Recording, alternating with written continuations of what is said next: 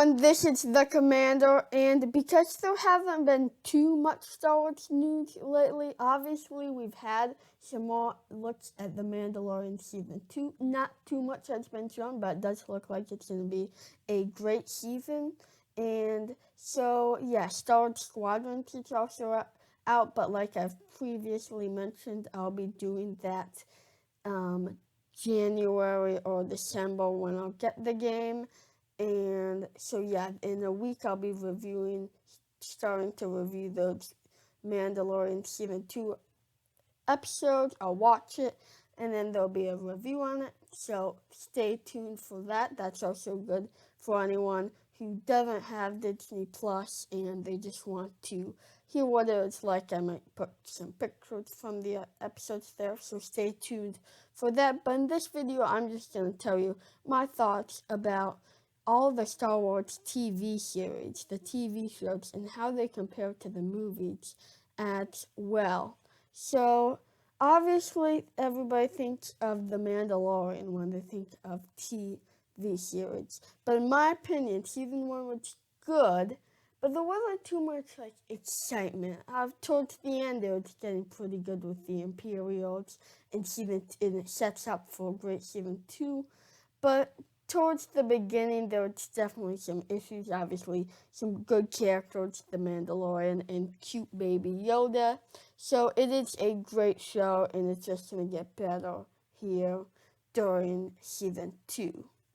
Okay, so then we have the Clone Wars, which is probably the second most popular, and it did have some flaws, but it worked through them.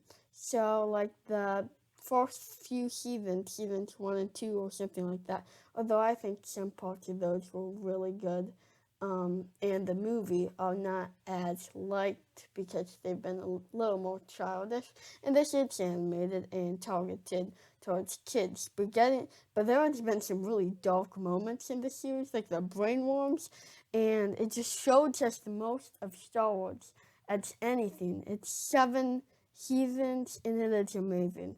I'm actually considering rewatching some episodes for the 5th or 6th time because not everyone, most of them are very good, and they just give so much to the Star Wars universe. And when people think of the prequels, they don't really like them because they have a bad reputation, and there are some good parts in them, but the stories are not the best. Like, they spend a lot of time doing not much and boring politics stuff, and so that's why people don't really like them, but I definitely suggest watching the Clone Wars, giving it another shot. So obviously the Clone Wars, it's a great TV show, but here's another sleeper that some people don't like and that we don't respect as much as the Clone Wars, but it's also very good. That's Star Wars Rebels. 5 seasons of this, no, 4 seasons, excuse me. And they might be doing a sequel. Obviously, Hera is in Star Wars Squadrons. Sabine might be in The Mandalorian. These characters are going to come back into play in the Star Wars universe here. And some of the episodes aren't the best and more childish, but lots of them are pretty good. And it's cool to see how life was for the Rebels during the time of the Empire. And when I think of the Empires and Rebels, I actually think of this show more than I do the original trilogy because we have more time with these characters and with the show. That's the nice thing about TV series. You get more time than a movie because each episode is like 25 minutes. You're getting 10 of those a season, so that's like 50 episodes for Star Wars Rebels, so that's whatever 25 times 50 is. So yeah, you're getting a lot more than the movies either way. Some nice villains in this one. I love the Inquisitor.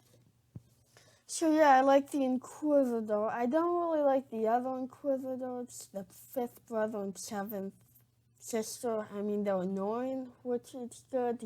You're definitely not gonna like these. So sometimes there's that love-hate relationship with the villains. Some villains are just cool. Some can be kind of annoying. And then Grand Admiral Thrawn, he's one of my favorite Star Wars characters.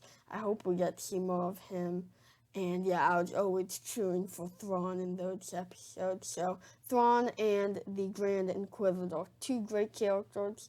And I also like seeing some of the Rebel sides. Sabine's a cool character. They're all pretty cool characters. I love Kanan. All of them are quite fantastic. And this is just a great TV TV series. And even for Clone Wars fans, there are some Clone Wars references in here.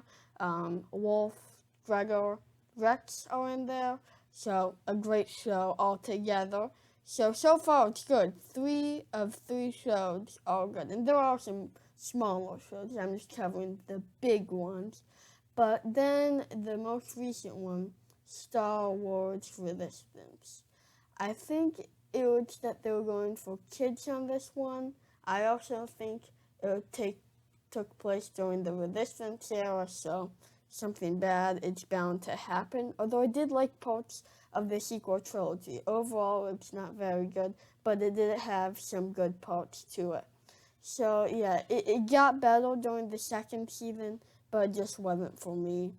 And hopefully with Mandalorian season 2, we are getting back into a good show. So I think many of these shows like Rebels and Clone Wars and Mandalorian are better than a lot of the Star Wars movies. First of all, they're way longer, which is more stuff in the Star Wars universe, and they just give you so much new information and fun battles to watch. Like, you might only get like 1 or 2 main battles in the movie, but in the Clone Wars episodes, you'll get like 30 of them. So, fantastic right there.